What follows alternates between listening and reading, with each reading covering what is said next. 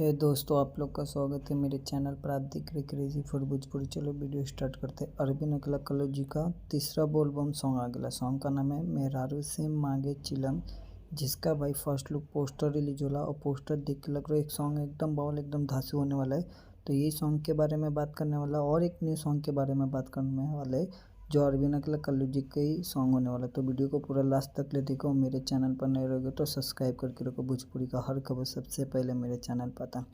इसको गाया है अरविंद अकेला कल्लू जी और इसको शिवानी सिंह ने भी गाया और एक्ट्रेस नज़र आने वाला है क्वीन शालिनी, जो क्वीन शालिनी के साथ ये दूसरा एल्बम सॉन्ग होने वाला है।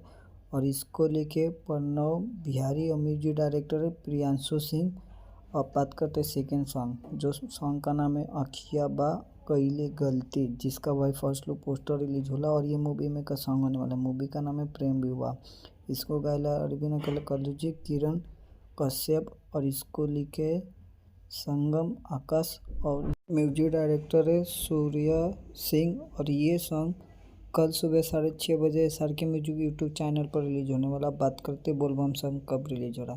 ये भी सॉन्ग कल सुबह 7 बजे रिलीज हो रही है। वीडियो अच्छी लगी तो लाइक करें, शेयर करें, सब्सक्राइब करें और कमेंट करके बोलिएगा दोनों सॉन्ग आप लोग को कैसे लगा। मिलता है वीडियो में, धन्यवाद।